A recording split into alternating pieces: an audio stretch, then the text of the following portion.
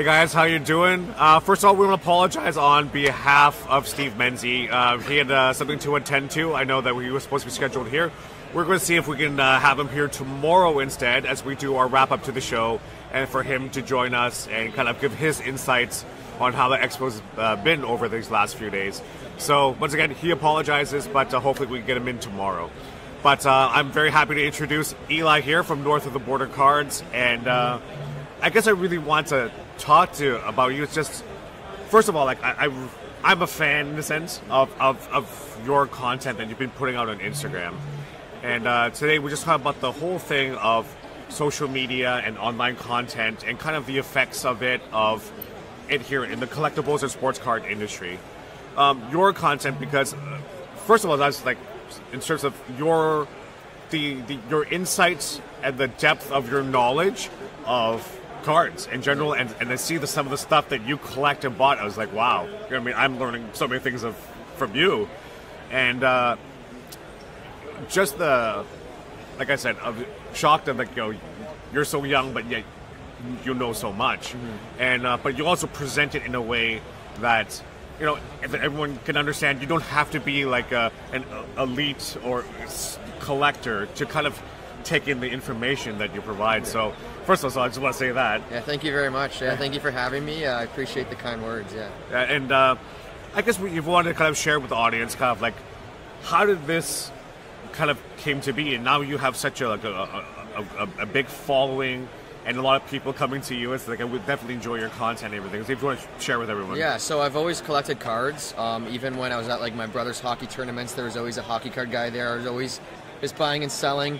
And I kind of got out of it as I was kind of in middle school and started high school. And then just before COVID, I received a collection, and I went to my local store where I actually work now, JPL Sports Cards in Burlington. And I saw all the cards that he had there, and I actually ended up selling a few.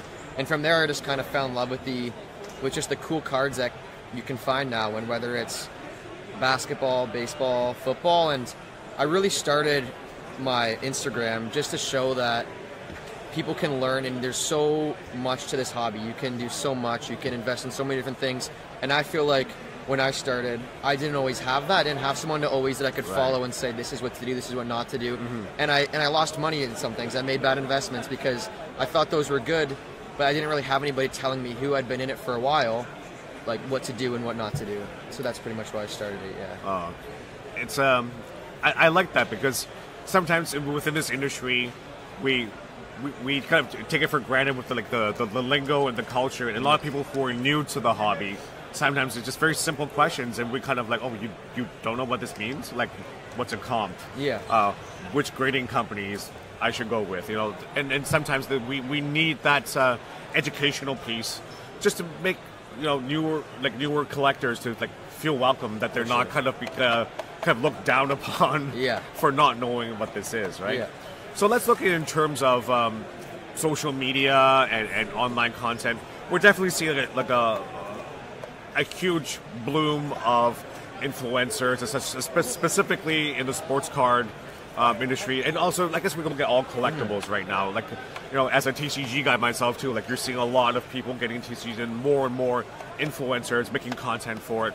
So would you say kind of right now, like, do you feel like it's a necessity now to kind of be within the business of collectibles, and especially in sports cards, that with social media and online content is a huge piece that is in order for kind of for you to thrive on this? Yeah, so I think social media is a huge thing when it comes to cards. There's so many different influencers, especially in the US, that have a bunch of different niches. There's so many different kinds of investors, collectors, and I think for me, when I can share stories that I've learned and different stuff, like I did a video on the T206 set and how the story of those cards, and how every card has a story. And that's why I also like vintage, because with cards, it's just infinite how many different cards you can get, whether that's TCG, sports cards. The collectible space as a whole, it's so diverse, and I think so many people will enjoy it. And I think by me influencing people in Canada through my Instagram, I'm getting more and more people who I know that are like, hey, this is pretty cool, because it's so diverse, and anybody who likes anything can find anything at these shows. There's just so much different stuff, every different team, every player. There's Disney stuff, there's Pokemon, Magic the Gathering, there's all kinds of stuff. So I think just the hobby's so diverse, and by me having this Instagram, it just allows me to really share what I'm passionate about, and if people like it, they like it. If they don't, they don't. But I just like sharing how every card is a story, and yeah, just pretty much what I love about the hobby and that. Yeah. Awesome. In terms of content, though, we've definitely seen like different people who are in the space, especially in the sports card stuff. They all kind of have their take of how they want to do their content, and what other things do you see kind of right now that kind of explaining to other people? What are the different types of content that you're seeing that people are doing within sharing about the industry? Yeah, so from what I've seen, there's people that are strictly investors. There are people that are diehard collectors, and there's different platforms that all these people are on: YouTube, Instagram, TikTok, Twitter, all those things. And I'm mainly Instagram and YouTube, but there seems to be a large, like I said, if there's a diverse amount of cards, there's going to be a diverse amount of influencers. So every influencer is different, and I've seen, some that are strictly investing in cards that just want to go to shows and make money. And I think, I've told this to you, a hobby thrives off of having collectors and investors. And that's why I think the social media is good too, because there's collector influencers and there's investor YouTubers. So people can really find, like, on Instagram, stuff that they want, and those influencers are like with their niche and what they want. And I think that's why social media is such an important thing, because it attracts people to this hobby, and this hobby is so much fun. And if you look around this show, it's packed, and there's so many people here, from can barely walk to are, like, with all due respect, really old. Yeah. And it's just so much fun. Yeah, I was sharing this with Jeremy yesterday when we did our interview. It was like, that's one thing that I found in terms of a lot of social media content, that is, I do sense there is an imbalance, because you said you need two groups, but to me, I find there's an imbalance of too much that is fixated on the if you want to call it, the money side of things, and kind of the joy of the hobby is more lost. But I guess that kind of brings more attention, just because people want to find out, hey, how can I make money? Right? But I love the stories, like you said, and the history of the cards, of why do people collect these certain things, and sometimes it's not attached to a price tag. You know, it has its own significance and its own meaning to that person. So I gravitate to just the love of the hobby, or the love of the card, because to me that is the more the essence of why this hobby even exists, right? For sure. And to not over trivialize of investment stuff, but I guess so I do see like a imbalance of that, of what's out there. You know? Yeah, and I think so too. During COVID, people weren't working, people wanted to find a way to make a quick buck, and I think sports cards was an opportunity, because the market went crazy during COVID. And I think now those people that were just in it for the money, there's more than there were before, but it's starting slowly to come back to a hobby, like a balance. Right. Because there's always been investors in sports cards. During COVID, that number went crazy high. Right. And I think those people that just wanted a quick buck are gone, or they're not gone, but they're slowly moving out, and the true collectors, people that truly love the hobby, are the ones that are still around. And I'll admit, during COVID, some of the cards I did invest in, but I have a personal collection of Jonas Valanciunas and Sabonis that I collect. I've picked up most of my cards that I bought this weekend were all collectible, like my PC cards, that I'm not going to sell anytime soon, that I'm going to cherish, I'm going to look at. And I think I'm hearing a lot of that about people buying cards that they weren't able to afford during COVID, because I made a video on this, and if you look at the prices now from the prices of COVID, the prices now are immensely lower. And now is the time, if you want to see, if you got in during COVID and you saw, hey, I really want to buy that LeBron James Topps Chrome Rookie, now is the time. It is like less than half of the price that it was. I think it's like almost a tenth of the price that it was during the peak of COVID. And I think those investors kind of got scared by the market drop. And those collectors were like, hey, this is really fun. So I think this is a very healthy expo. There's people here that want to collect what they want. They're picking up pieces that they've never been able to pick up because the prices have been so high. And it's just, I think the hobby's it's starting to get to a place where it's balanced between investors and collectors. And I think this show, especially today, is indicative of that, right? Yes, a lot of prices have dropped on certain cards, and yes, we might guess talk about the economic environment that we are now.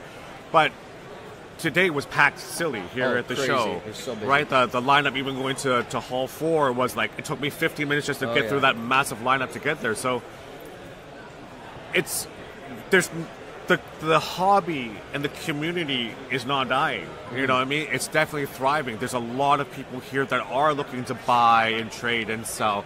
Like, there's a lot of things that are still happening. Like, it's right. It's like, yes, the pricing might not be the same it was 2-3 years ago, but I see the collecting community is very alive and well. It's still thriving. And it's like you said, now it's like those things that they couldn't acquire before, now they can. Yeah. And I think it's like people, that the people panic sell, people kind of like, oh, it's plummeting, I'm getting out, but people can call it that, but I think it's the correction, correct the price corrections and everything now, that things that shouldn't have been as elevated, now it's back down to earth. And I think there's a certain type of, I think it's just the market being more realistic For now sure. with things. And everything was inflated during COVID, and I think this Expo, I've seen a lot of posts on the Sports Expo Instagram, and it's like, if you don't have an Instagram for cards, it's a great way to not only show your PC cards, say this is like what I PC, and to get there's a real community on this.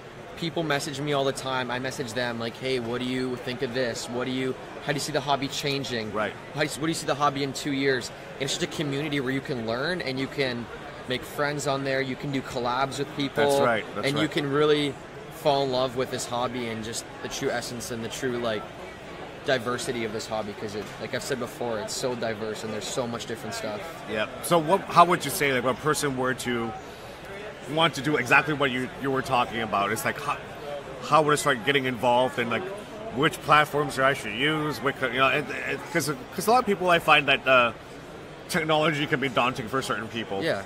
So, but what would you kind of say to kind of give them that encouragement of, hey, try this out? What would you kind of, like, people who are just kind of getting into it, but has the passion as you do, but just don't know how to go about it? Yeah. So my go-to app is Instagram. There's a lot of people at the show who I know from Instagram. It's a pretty easy app to use.